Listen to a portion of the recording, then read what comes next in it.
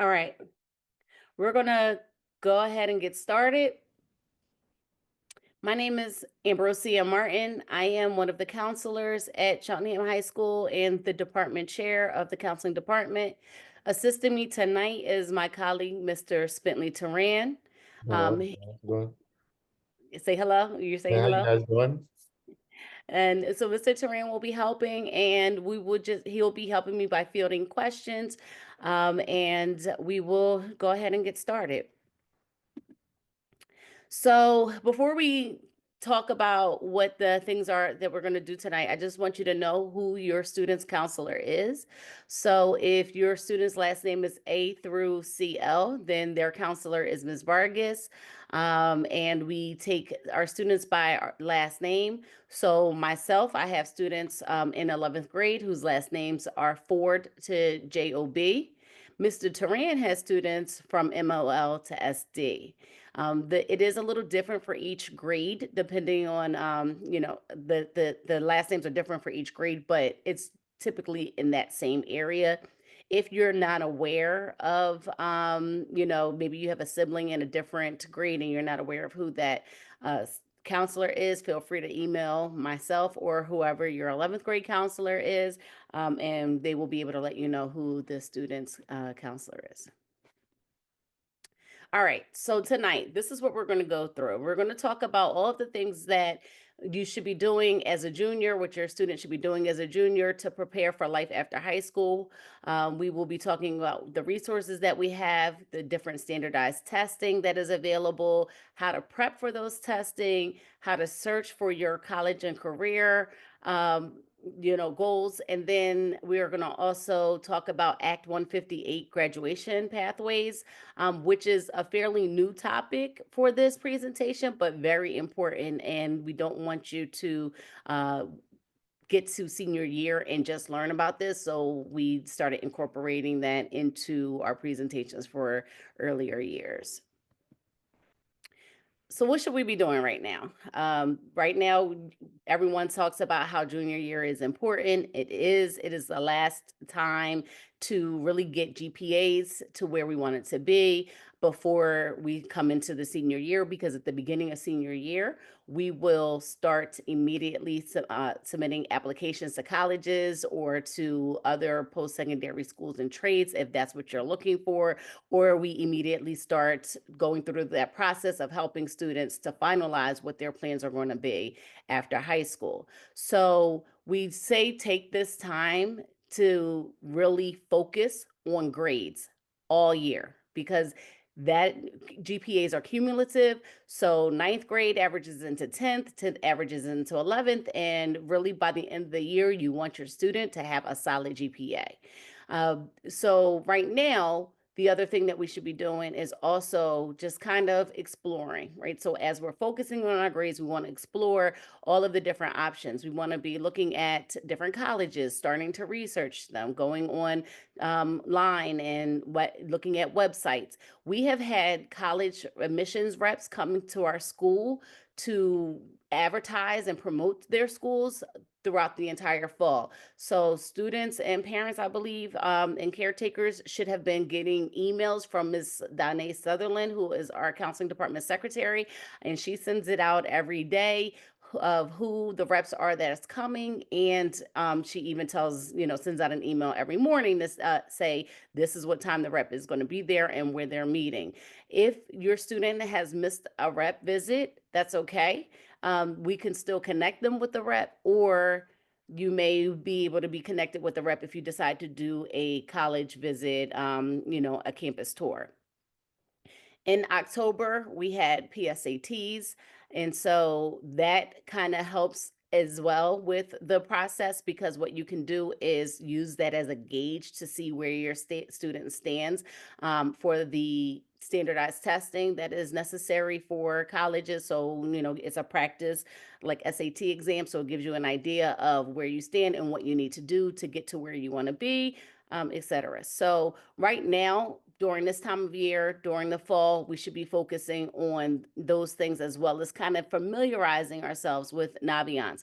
Naviance is a tool that we use to help with career planning, and so we also use that tool to communicate with colleges to like send transcripts and things in senior year. So it's really important to get into Naviance now, explore it, just, click through all the tabs, see what it has to offer, because your student will need to know all things about Naviance next year. It's also important to create accounts for College Board, ACT, and Khan Academy, and we'll talk about that a little bit later. But as we transition into the spring, and then also into the summer, because you'll be doing a lot of the same things over the spring and summer, we do encourage students to start taking college tours, campus tours. So spring break is a great time to do that because students have off of school, and colleges are still usually in session. So it gives you an opportunity to see what the campuses look like, where you may even be able to spend multiple hours, or if it's out of town, spend the night, see things the next day, and just kind of see what is campus looks like during the day, during the evening, etc.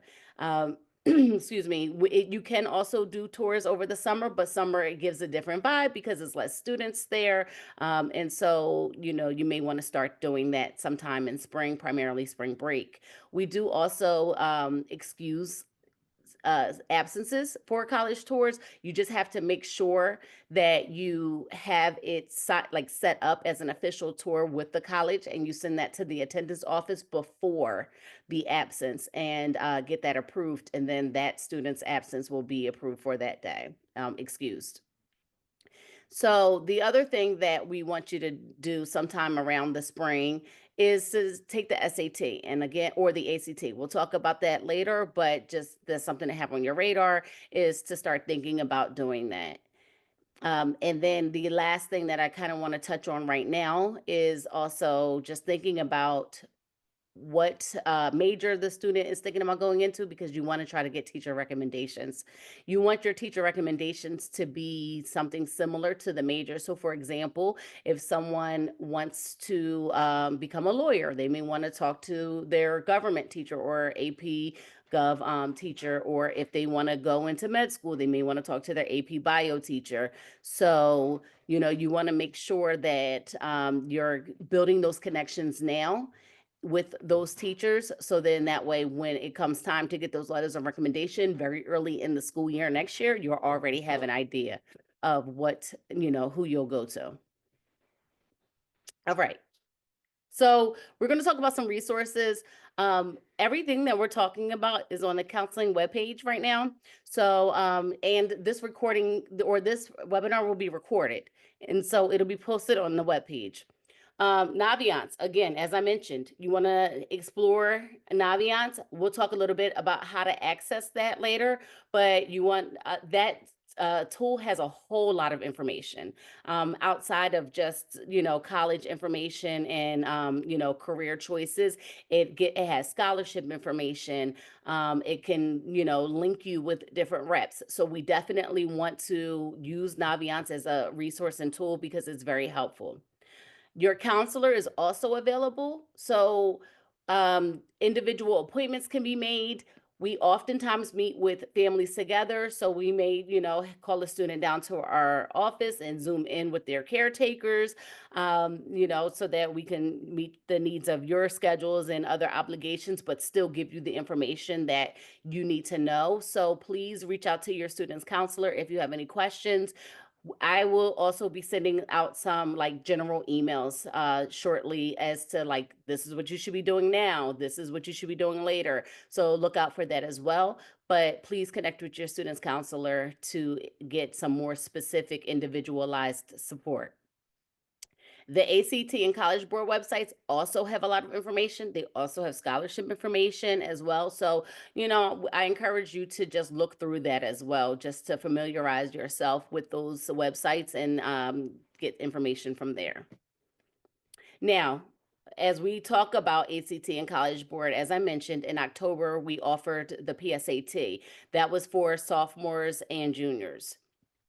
So that was for the current juniors. That's the last time you're going to take the PSAT, but we should be focusing on the SAT and the ACT coming up. And if your student is in an AP course, we want to also talk about AP tests. So right now, as we're entering into the second semester of the junior year, that's when we should be starting to schedule for the ACT or SAT tests. And so, primarily, we like to see that a student will have taken the exam twice before they enter into their senior year. So, that would be, sometime around, if someone's already registered for the next exam, that may be now in the spring or spring and summer. But we want to try to have them take two tests before senior year or by very early senior year. Um, AP exams are set by College Board, so that's the first 2 weeks of May, and that is, standard. That is not something that we can change. And your student, if they're taking an AP course, like I said, we want to encourage students to take that, and I'll talk a little bit more about the benefits of that. But you also want to do it at the same year as taking the course. So just kind of as you plan, you also don't want to have a student take the ACT or SAT in the spring with May with the AP exam, because that might be a lot. So you just want to be able to prioritize that. And I'm going to skip some slides because I have some dates coming up. So the dates that for the SAT that are coming up is December 7th, which is this weekend. So registration for that exam is closed, but the next dates are March, May, and June. SAT does come up, or College Board, should I say, comes up with some anticipated dates for August and moving forward, which are listed here, but they're not set in stone yet. But that is just kind of giving you an idea to plan. So, for example, let's just say March isn't going to be good, and say June isn't going to be good, but May will. But we want to try to take two exams. You may be able to start looking forward to August or early October. SAT dates are also very similar, around the same. I'm sorry, ACT dates are very similar to SAT dates. So looking at that, the next exam is December 14th, but registration is closed for that date as well. But then we have February, April, June, and July. Just as an FYI, we do not offer the ACT at our school. We do offer some SAT dates. And so you can check in with your student's counselor to get a list of that, because I don't have that readily available.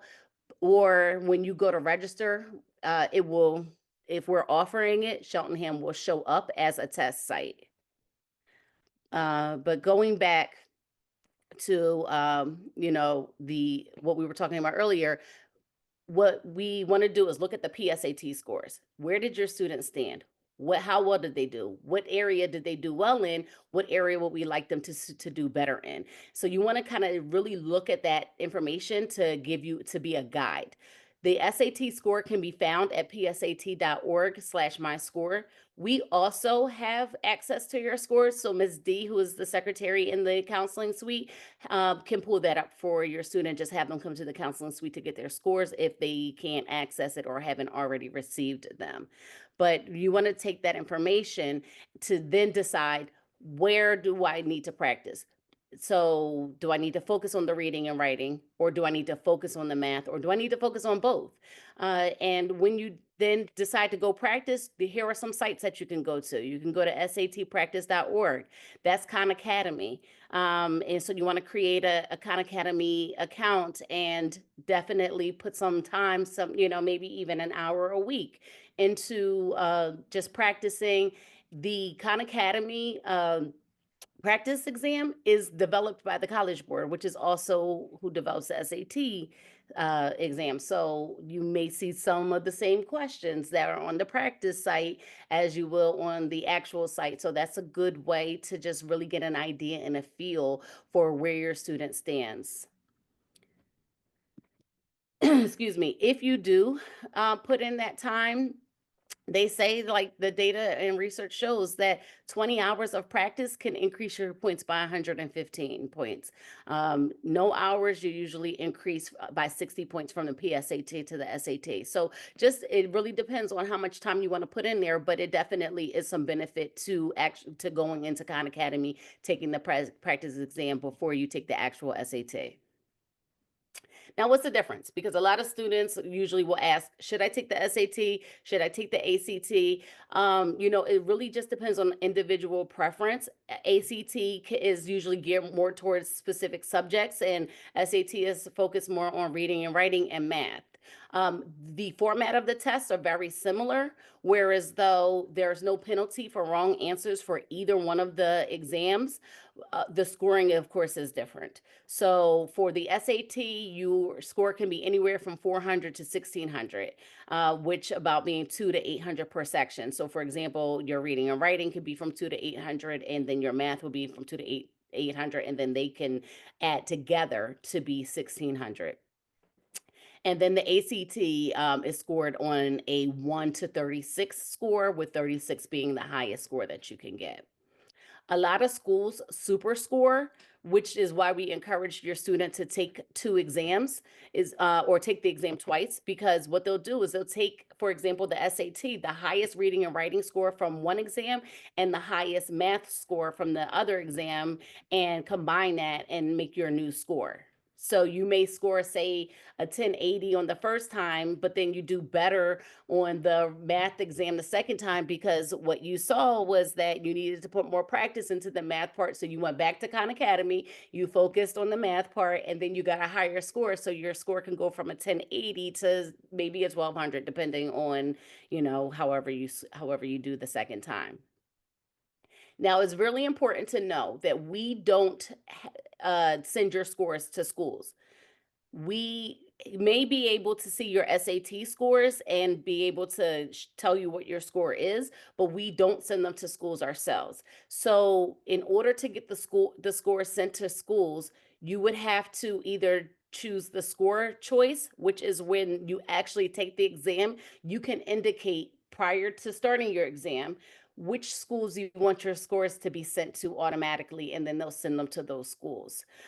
If you choose not to do that, because hey, you may not want the schools to know them, especially since schools are test optional, and you may not be too confident yet on how you think you're going to do, so you may not do that and just leave it blank. That's totally up to you. However, if you do decide to send your scores in later, you have to go to College Board or you have to go to ACT to then have them send the scores out. And it is at a cost, I believe it's about $12 per score report being sent. So right now, the SAT costs $68 and the ACT costs $63. If your student receives free and reduced lunch, then they can qualify for a fee waiver and have that exam for free, which I believe gives you two exams for free. So before we kind of move on, I just want to pause and check in to see if anybody has any questions. Mr. Turan, will you let me know if you see any questions in the chat or the Q&A section? Absolutely.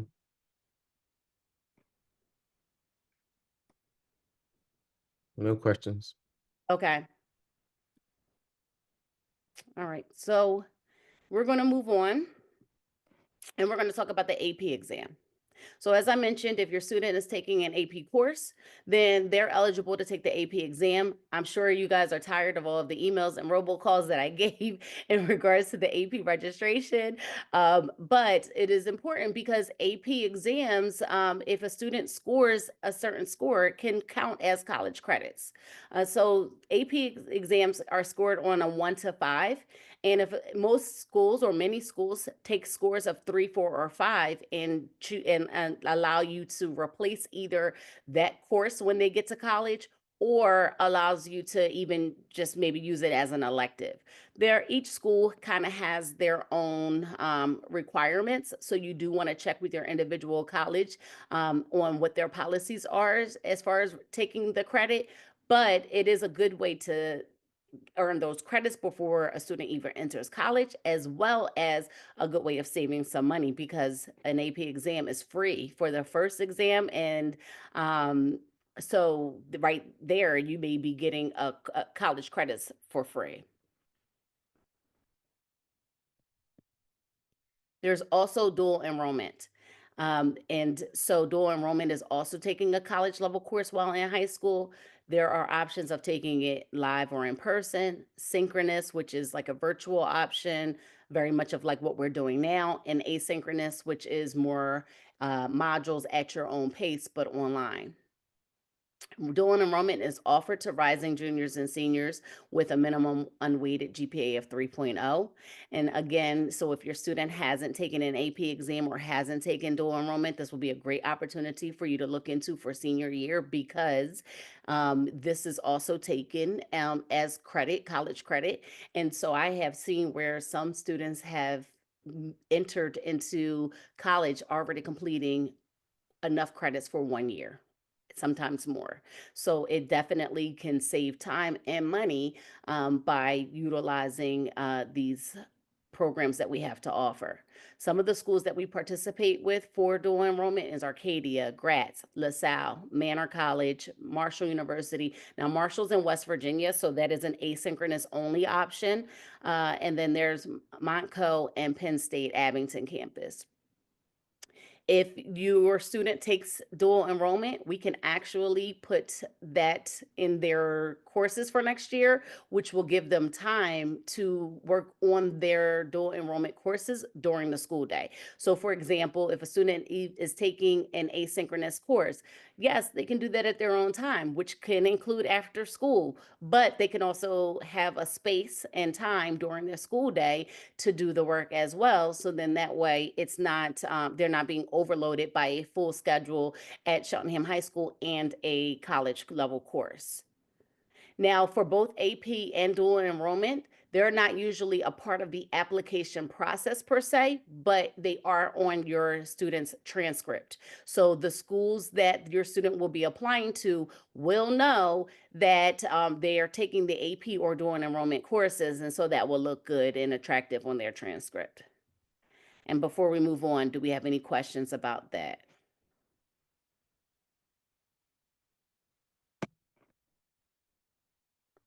Mr. Turan, do you see Yep, we're good anything? to go. Okay. All right. So now, what do? We kind of talked about all the things that the student should be doing academically to prepare for college, but where do you even start? How do you find where your student wants to go to school other than what you already know? Well, there are over 4,200 post-secondary schools. So unless we know about all 4,200, it's very unlikely that you will know all of your options. And so we're going to kind of talk about how do you find out options that you're not already aware of. As I mentioned earlier, Naviance is a great tool. They have something called a super match tool. Super match is where it's like a filter system. I like to use the example because I like to shop online. So like I could say I want a red coat in this size, this length, etc. And I can just put in the filter of all the things that I'm looking for. And that's what the super match is. You can put in a filter of where you want it to be, like what region, what activities do you want it to be? Do you want it to be an HBCU? Do they have the major you're looking for? Do they accept your GPA? Basically anything you could think of when you're applying for a school is what you could put in as a filter. And then once you hit search, it lists every school that matches the criteria of what you're looking for. It even tells you this is 100% match of what you're looking for, or this is 75% match of what you're looking for. And this is what it's missing if it's 75%, because maybe what it's missing might not be a deal breaker for you.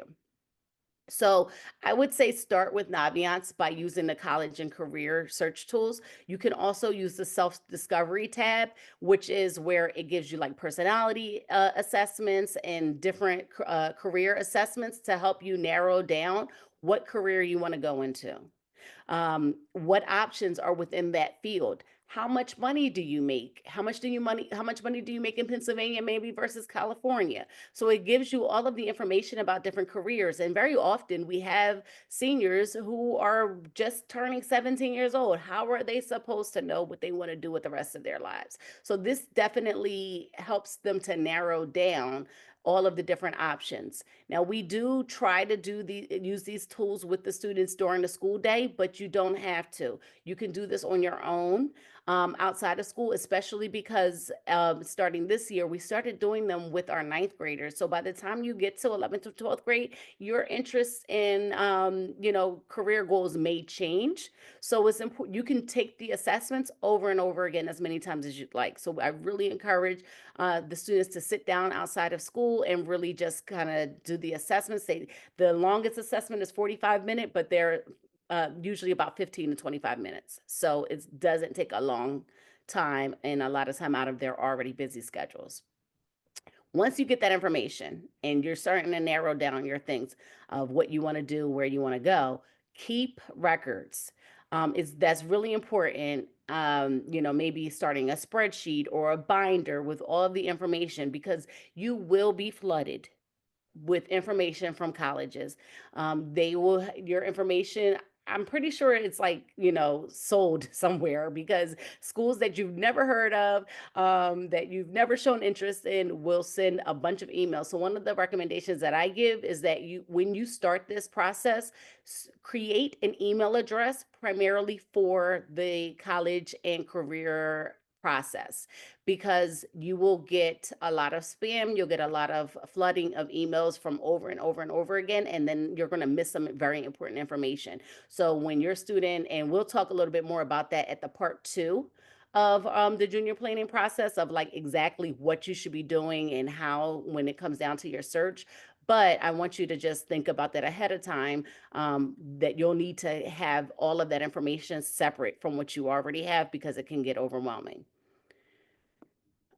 When you go to your colleges and like once you get that list and you want to start now looking at websites, I want you to pay attention to tuition, pay attention to admissions requirements, especially now, because if there is something that you can be doing differently as far as maybe taking courses, or if they're looking for requirements that don't meet our graduation requirements, you want to make those changes for semester two or for make sure you get the course in for next year.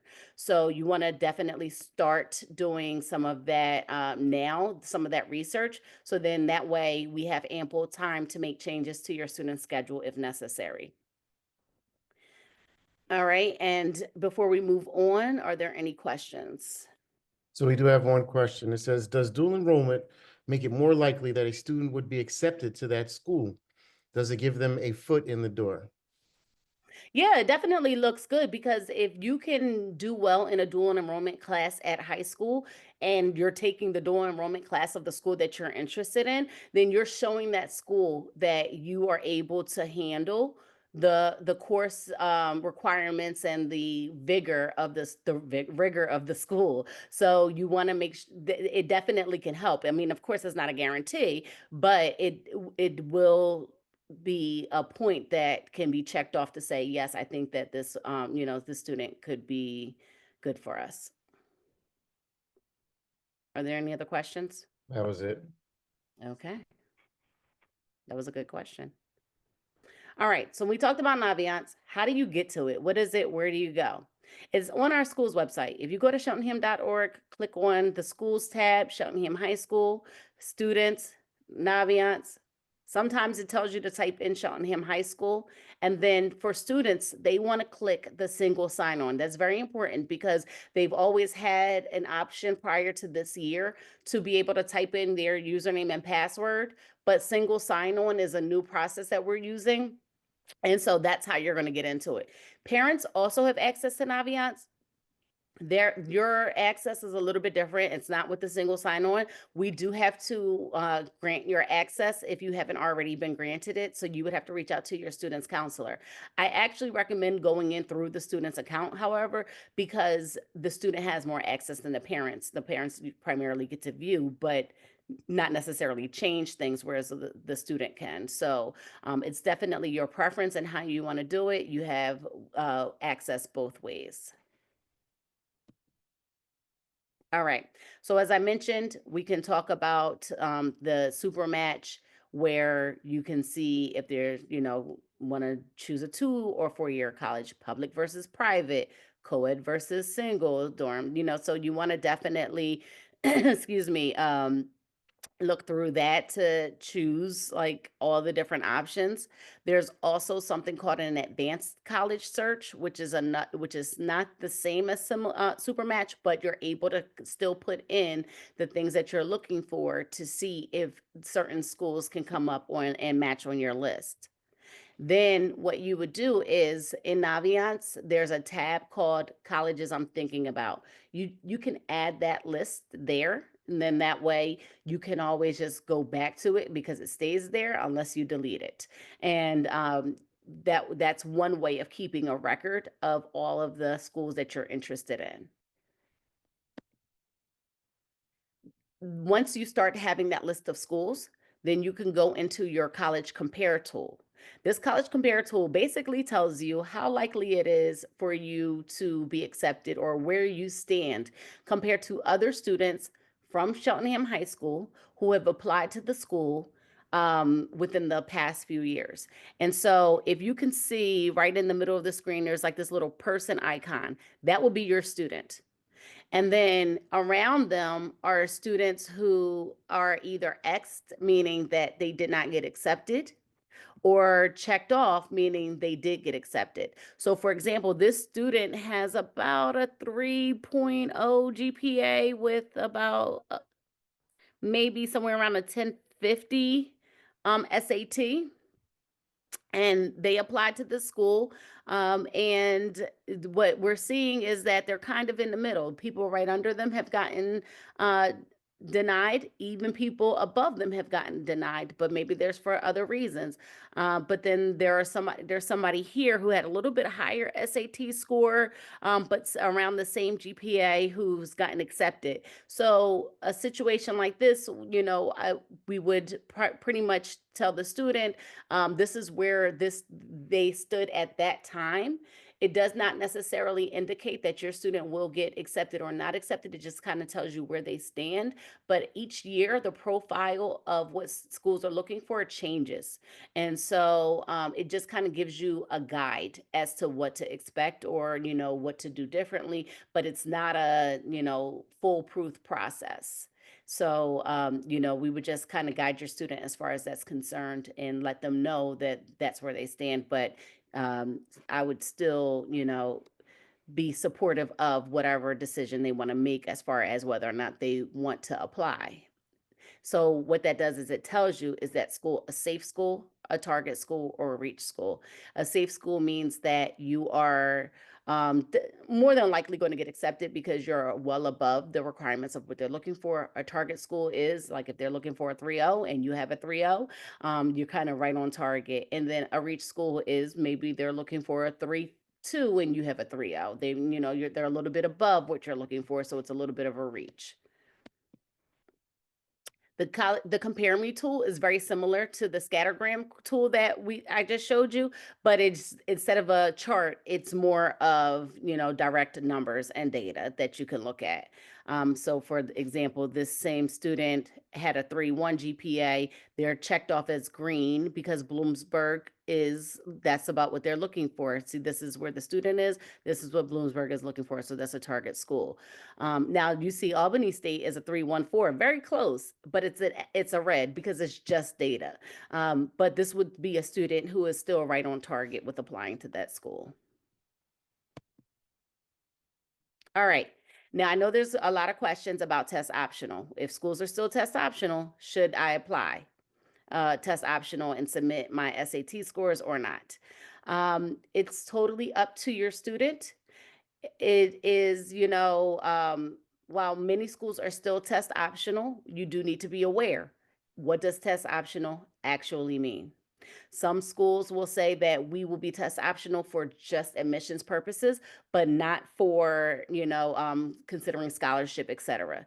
But the test optional choice is really for students with strong GPAs but low scores, and they're not really sure that they want to send their scores in. But if you have high scores and your GPA matches, then it would, there's no need to not send in your SAT scores. You want to show them that can handle their rigor by, with your assessment scores and your GPA. There's also self-reporting where schools are going to say, um, I want you to tell me how well you did. I want you to tell me what your grades are in each class. I don't really need your transcript. Now they're going to ask for your transcript when it comes time to, enroll into the school. Like once you submit your like full acceptance, that you're going to commit, then they're going to want your transcript then to just confirm what you've sent. But a lot of schools are also moving towards self-reporting. So we will be in the very beginning of your student senior year sending them a copy of their transcript, and they're going to need to hold on to that because they're going to put that information into their portals and their applications themselves. All right, any questions? No questions. All right. So we're going to move on to Act 158. This is something that's fairly new. In 2018, Act 158 was basically different pathways, 5 different pathways that a student needed in order to meet the statewide graduation requirements. So while we have our local graduation requirements of 28 credits, and then 4 credits within that 28 being math, for social studies, etc. Um, in addition to that, students have to meet the Act 158 requirements as well in order to graduate. There was a little bit of a pause on that when COVID hit, but now that that pause is over, students are required to meet those requirements. And so essentially, one of the most common pathways is to pass your keystones. So we offer keystone exams in English 10, Algebra 1, and biology. And a student must perform proficient or advanced on at least 2 of those exams. If they do that, they're automatically meeting their graduation pathways, and there's nothing left to do besides meet your, Cheltenham High School graduation requirements. In the event that your student did not pass to either take either take keystones or they did not pass with proficient or advanced, there are other pathways. For example, the CTE pathway. So if they passed those courses, which are required for graduation, so that would be a yes. But they also say they attend Eastern and pass the NOCTI exam that comes with Eastern. That gives them a way to, meet their graduation pathway. What a lot of students are doing is the alternative assessment pathway, which is, excuse me, they're getting accepted into colleges, whether they plan to attend or not. If your student has a 3.0 GPA or higher, they can get accepted into any college with a major or not, and that will meet their graduation pathway requirement. If they have under a 3.0 GPA, they have to get accepted into a college and also be accepted into a program. So for a major, for example, they can't apply undecided. They have to apply to a major, get accepted, and pass that way. If that is not an option, we may focus on the evidence-based pathway, which is more information to come, but we will be providing some what they call industry cert offerings, which if they take those industry certs and pass, then they will be able to meet the graduation pathways that way. That information, like I said, will be coming later, but I do want to make sure that you are aware that these pathways must be met and that we do have different options for your student. If you would like more information, there's a graphic on the website, the counseling website on the Cheltenham High School page, which will, kind of break it down what each pathway looks like. Or you can also talk to your student's counselor. All right, any questions on that? Because we are wrapping up. I just want you to kind of have mark your calendars. We have curriculum night, which the date is to be determined. I'm not quite sure yet of what that date will be. But then we also have college funding coach on February 20th, where a financial advisor will just kind of help you plan for paying for college. We have the part 2 to this presentation, which is a little bit more specific of what life as a senior will look like and really planning for college and, getting applications started and getting letters of recommendations from teachers, etc. And then for those of us who have students in or siblings in other grades, we will have a underclassmen post-secondary planning, which talks more about GPA credits, etc. So make sure you stay in touch with us because, as I mentioned, I will be sending out some e-blasts. Again, I know that there are a lot, but there are some valuable information in each of them. So please make sure you look out for emails. If you're not getting emails from me, which is amartin@cheltenham.org, please email me so I can add you to the list. Reach out to your student's counselor to ask any questions, or make an appointment with the counselor to also see if you can get some more individualized support. So I do have a question. Okay. The question is, how can we check on whether our daughter took the Keystones?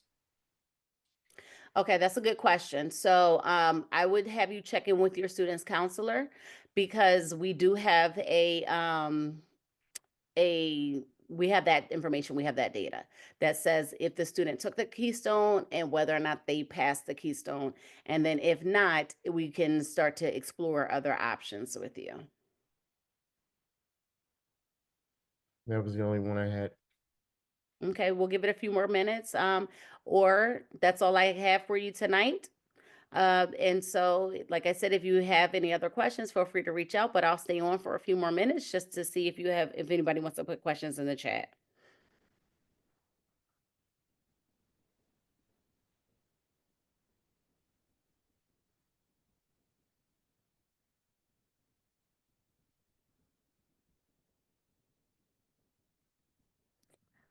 All right. Well, everyone, have a great night. Have a great weekend and stay warm because it's nice and windy and cold outside. All right. Thank you. Good night.